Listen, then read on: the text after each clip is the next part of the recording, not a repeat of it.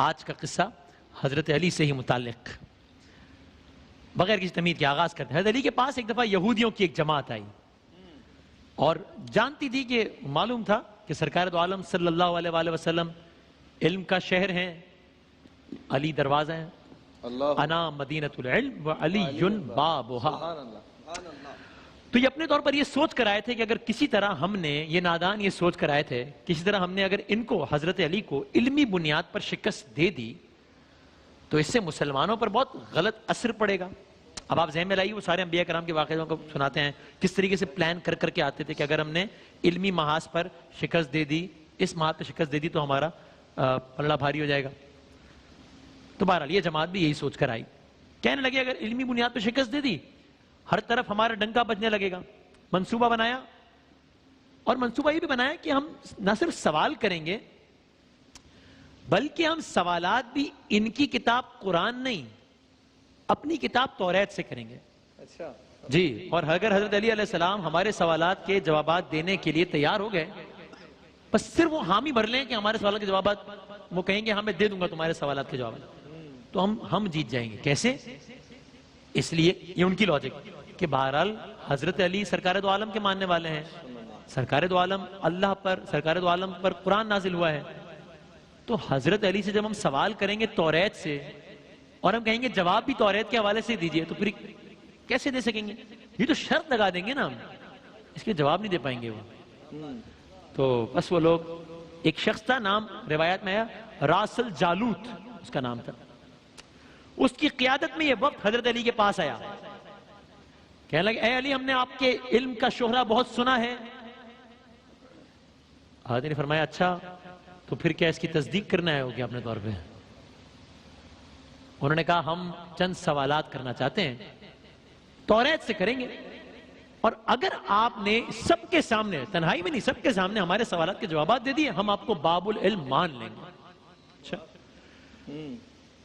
حضرت علی مسکرائے، ٹھیک ہے منظور ہے، جہاں سے چاہو جیسے چاہو سوال کر لو، کیا بات ہے، ہر سوال کا جواب مل جائے گا۔ کیا بات ہے مولا جی، سبحان اللہ۔ اور اس گفتگو میں ساتھ رہے گا، آخر میں دیکھیے گا کہ یہودی عالم کا ان سوالات سے متعلق سوال اور حضرت علی کا ان سوالات سے متعلق جواب، وہ آخر میں رہے گا ہمارے ساتھ۔ تو حضرت علی نے بھی ایک بات کہی، کہا دیکھو تم اپنے طور پر یہ سوچ کر آئے ہو نا، ہمیں الفاظ ظاہر ہے ہمارے مفہوم کہ دیکھو بظاہر تمہارے یہ بہت بڑا چیلنج ہے نا، تم بہت بڑی ایک بات لے کر آئے ہو، لیکن اس کے باوجود بھی ابھی میں نے تم سے تمہارے سوالات کے بارے میں پوچھا نہیں ہے، حامی تو بھر لیے لیکن سوالات نہیں پوچھے میں نے بھی، کیا ہے اگر میں تمہارے سوالات کے جوابات دینے میں کامیاب ہو جاؤں تو اسلام قبول کر لو گے؟ کہا بالکل قبول کر لیں گے۔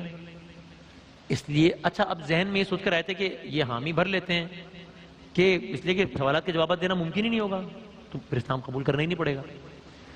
کہنے لگی جی اگر آپ نے جوابات دے دیے تو اس بات کی دلیل ہوگی کہ جس ذات سے آپ نے علم سیکھا ہے یقیناً وہ کوئی عام آدمی نہیں ہے بلکہ اللہ ہی کی طرف سے بھیجا گیا کوئی رسول ہے۔ معاملات طے ہو گئے، لوگ جمع ہو گئے، مجمع کی شکل میں ہماتن گوش ہو کر بیٹھ گئے۔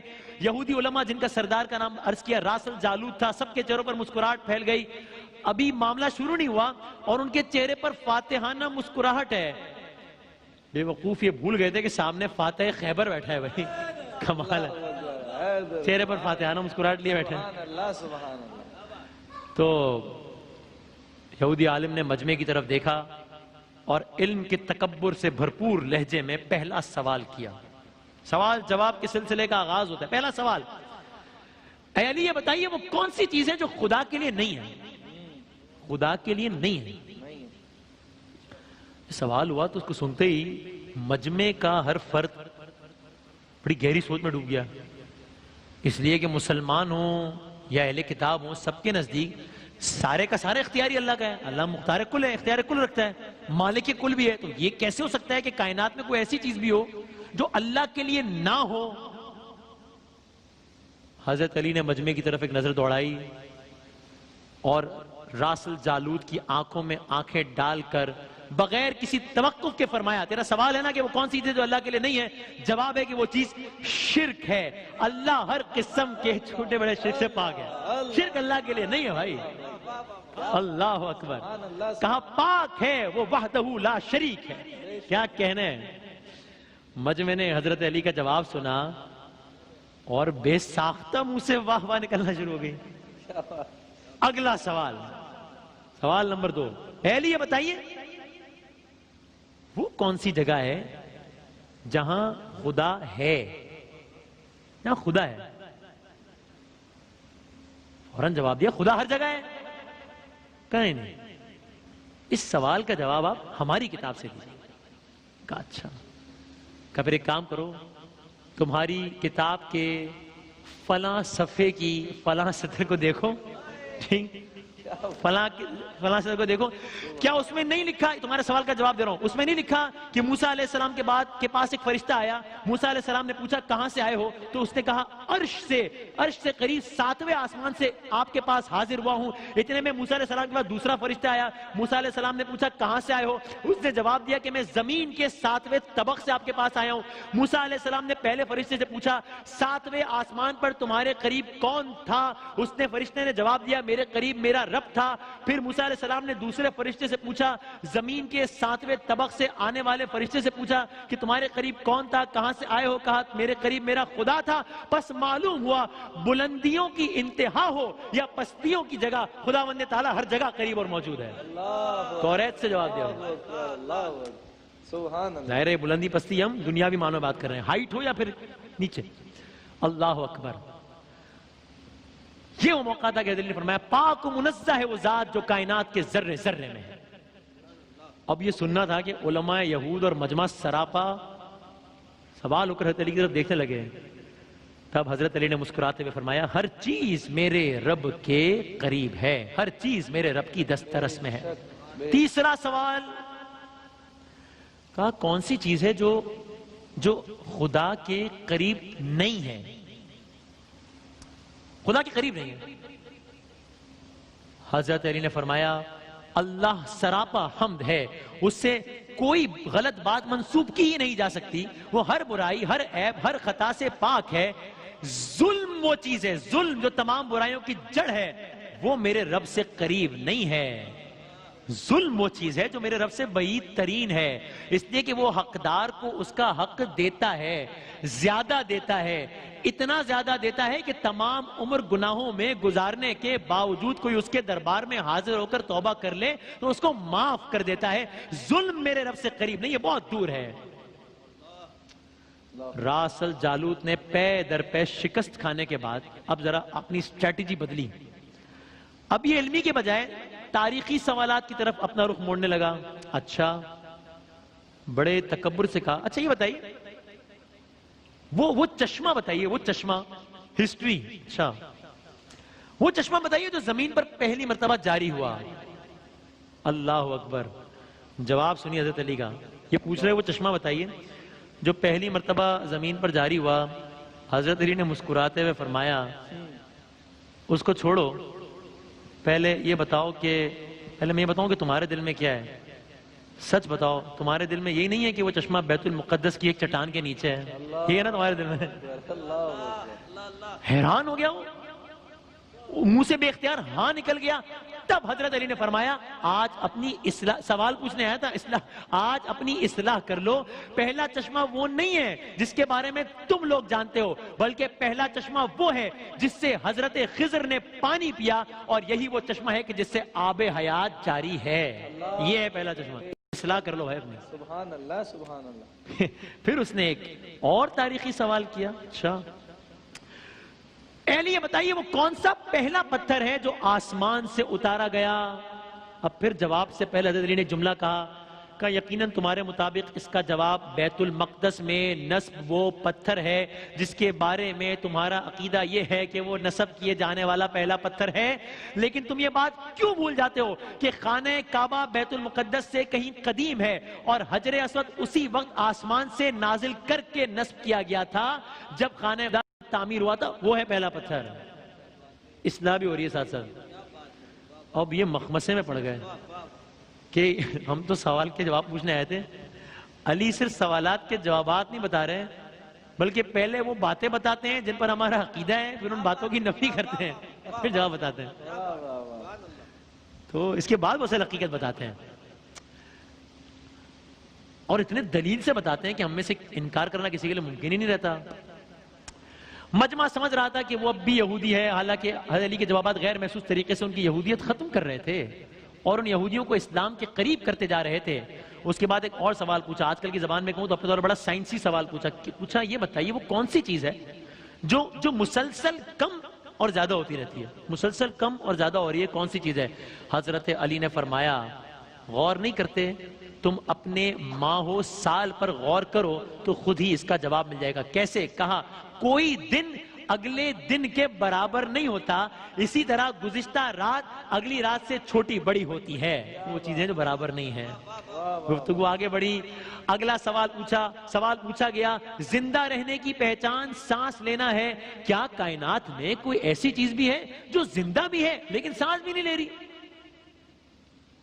اس سوال کے جواب میں پورا مجمع ایک لمحے کے لیے غور و فکر کے سمندر میں ڈوب گیا. پھر جواب نہ پاتا، پھر مایوس ہو کر جواب نہ پاتا. ہر ایک کی نظر حضرت علی کے چہرے کی طرف ہے اور حضرت علی ہر سوال کے جواب میں اس لیے بھی توقف کرتے ہیں کہ لوگ بھی اپنے عقل کے گھوڑے دوڑا لیں. ٹھیک، اگر کسی کے ذہن میں کوئی جواب آتا ہے تو آ جائے.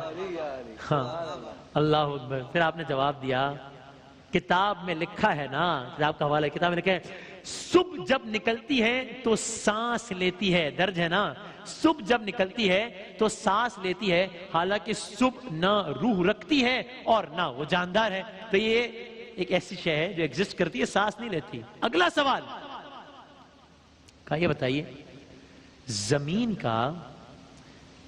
کا وہ کون سا مقام ہے جہاں پر سورج کی کرنیں ایک مرتبہ تو پڑی لیکن پھر اس کے بعد کبھی وہاں روشنی کی کوئی کرن نہ پڑی؟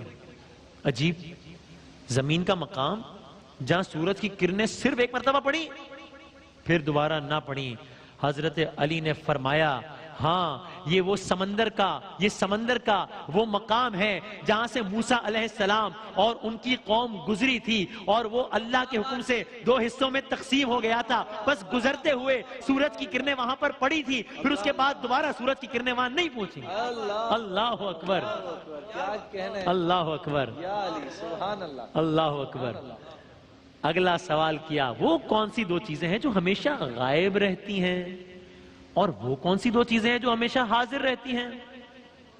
فرمایا جو آسمان و زمین ہے نا ان کی طرف دیکھو، آسمان و زمین کی طرف دیکھو، وہ تمہیں کبھی غائب نظر نہیں آئیں گے، وہ ہمیشہ حاضر رہتے ہیں. اور موت اور زندگی کو ڈھونڈو، ان کے بارے میں تمہیں کبھی نہیں پتا چلے گا کہ وہ کہاں ہیں اور کب آ جاتے ہیں.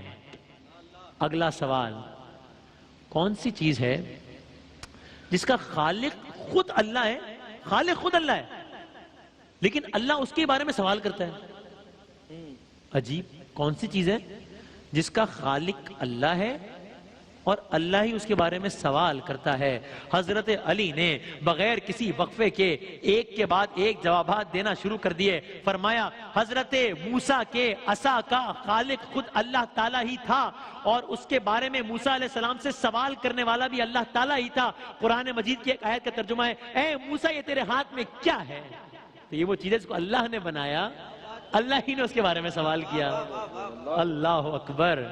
اگلا سوال، وقت میں تیزی سے آگے بڑھتا ہوں، پوچھا بیت اللہ کا طواف ذی حیات کرتے ہیں، جن کے اندر حیات ہوتی ہے وہ کرتے ہیں بیت اللہ کا طواف، یا وہ کرتے ہیں جن میں جو جن ہوں یا ملائکہ ہوں؟ نہیں، کیا کبھی کسی بے جان شے نے بھی طواف کعبہ کیا ہے جو جاندار نہ ہو؟ اس نے طواف کعبہ کیا ہے؟ حضرت علی نے جواب دیا ہاں کیا ہے. وہ کشتی نوح ہے کہ طوفان کے دوران جب وہ اس مقام سے گزری جہاں پر بیت اللہ تھا تو کشتی نے بیت اللہ کے 7 چکر لگائے تھے. بے جان چیز ہے اور بیت اللہ کا طواف کیا ہے. اللہ اکبر. بس اب گفتگو اپنے پیک پر پہنچ رہی ہے. اب ذرا گفتگو کا سوال و جواب کا سلسلہ دیکھیے گا. اب اس کو لگا کہ یہ تو کوئی بات ہی نہیں بن پا رہی. اب اس نے، جس کو میں اپنے الفاظ میں کہوں گا، اپنا ٹرمپ کارڈ کھیلا اپنے طور پر کہ اب یہ جو ہے نا، مطلب اب یہ آخری پتہ ہے اور اپنے طور پر یہ سوچ بھی رہا ہے کہ اب میں یقیناً کامیاب ہو جاؤں گا. کہا علی کچھ سوالات پوچھنا چاہتا ہوں، جوابات دیجیے گا. یکے بعد دیے رہے. کہا ہاں پوچھو. سوال جواب کا آغاز ہوا. پوچھتا ہے علی وہ کون سا ایک ہے جس کا 2 نہیں؟ کون سا ایک ہے جس کا دو نہیں؟ فرمایا اللہ ایک ہے جس کا دوسرا نہیں۔ پوچھا کون سے دو ہیں جن کا تیسرا نہیں؟ فرمایا دن اور رات دو ہیں ان کا تیسرا نہیں۔ پوچھا وہ کون سے تین ہیں جس کا چوتھا نہیں؟ فرمایا لوح قلم کرسی تین ہیں ان کا چوتھا نہیں۔ پوچھا کون سے چار ہیں جن کا پانچواں نہیں؟ فرمایا توریت، زبور، انجیل، قرآن مجید چار ہیں ان کا پانچواں نہیں۔ فرمایا کون سے پانچ ہیں؟ پوچھا کون سے پانچ ہیں جن کا چھٹا نہیں؟ فرمایا پانچ نمازیں ہیں، فجر، ظہر، عصر، مغرب، عشاء پانچ ہیں ان کا چھٹا نہیں۔ پوچھا چھ بتائیے جن کا ساتواں نہیں؟ فرمایا زمین و آسمان 6 دن میں پیدا ہوئے ان کا ساتواں نہیں۔ پوچھا وہ 7 بتائیے جن کا 8واں نہیں؟ فرمایا میرے رب نے 7 آسمان بنائے ہیں ان کا 8واں نہیں۔ پوچھا وہ 8 بتائیے جن کا 9واں نہیں؟ فرمایا عرش کو 8 فرشتوں نے اٹھایا ہوا ہے ان کا 9واں نہیں۔ پوچھا 9 بتائیے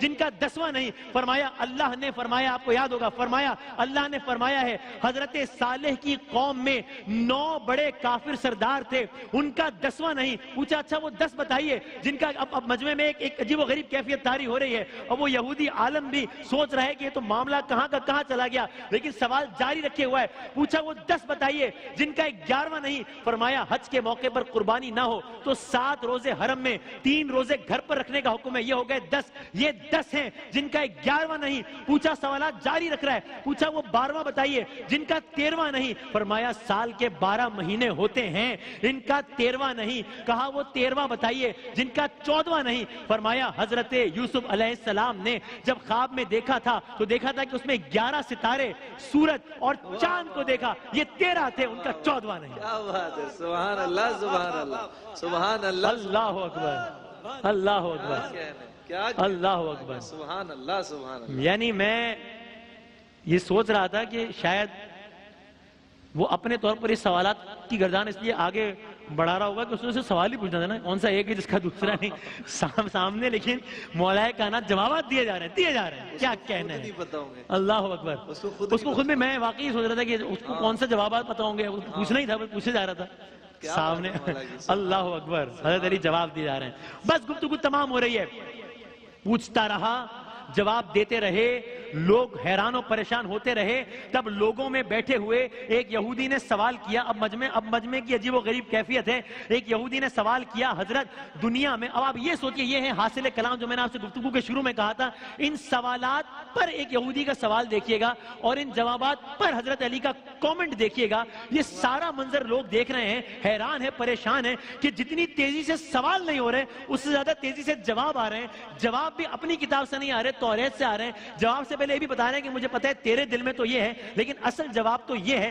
اب یہودی نے سوال کیا، حضرت دنیا میں ہر آدمی سوچ کر جواب دیتا ہے، آپ ایسے جواب دے رہے ہیں جیسے سارے سوال اور ان کے جوابات آپ کو ازبر ہو۔ حضرت علی نے جواب میں اس سے ایک سوال پوچھ لیا، کہا یہ بتاؤ، وہ اس سے یہ پوچھا کہ آپ نے تو سوچے بغیر جواب دے دیا۔ حضرت علی نے اس سے فوراً سوال پوچھا، تیرے ہاتھ میں انگلیاں کتنی ہیں؟ فوراً بولا 5۔ کہا ارے تو نے بھی تو فوراً سوچے بغیر جواب دے دیا۔ کہا یا علی یہ کیسی بات ہے، مجھے معلوم ہے کہ میرے ہاتھوں کی 5 انگلیاں ہیں۔ مسکرا کر حضرت علی نے کہا کہ مجھے بھی یہ سارے علم ایسے ہی ازبر ہیں جیسے تجھے یہ معلوم ہے کہ تیرے ہاتھوں میں 5 انگلیاں ہیں۔ کیا بات ہے مولا، اللہ اکبر، سبحان اللہ۔ میں علی کے سامنے سارے راز ایسے ہی کھلے ہوئے ہیں، بے شک بے شک۔ یعنی جب تک میں نے گفتگو کا یہ حصہ نہیں دیکھا تھا تو ایک تمام تر ایمان کے باوجود ایک کیوریوسٹی میں تھا کہ کیسے اس مثال کا سب سمجھ میں آ گیا۔ کوئی مجھ سے پوچھا انگلیاں کتنی، فوراً کہوں گا 5۔ سوچنے کی ضرورت ہی نہیں ہے کیونکہ میرے سامنے کی بات ہے۔ حضرت علی کے سامنے اس انداز سے ہے سارا معاملہ، ضرورت ہی نہیں ہے سوچنے کی۔ گفتگو ختم ہو رہی ہے، اس کے بعد راسل جالوت نے آخری 2 سوال کیے، کہا یہ بتائیے آسمانوں اور جنت کا قفل کیا ہے؟ آپ نے جواب دیا شرک، شرک سے ان کے دروازے بند ہو جاتے ہیں۔ آخری جملہ فرمایا اچھا تو پھر اس آسمان و زمین کا تالا پہلے پوچھا کیا ہے تو بتایا کہ تالا ہے شرک۔ آخری جملہ، سوال آخری، فرمایا اچھا تو پھر یہ بتائیے اس تالے کی چابی کیا ہے؟ آپ نے فرمایا میرے مصطفیٰ کا عشق ہے اس کی چابی۔ عشق کا ابتدائی اظہار کلمے سے ہوتا ہے، بس حضرت علی نے کلمہ پڑھا، ساتھ ہی کلمے کا سننا تھا۔ یہودی علماء خود راسل جالوت نے بے اختیار کلمہ پڑھا، سب کے سب دائرہ اسلام میں داخل ہو گئے۔ محمد رسول اللہ، اللہ اکبر۔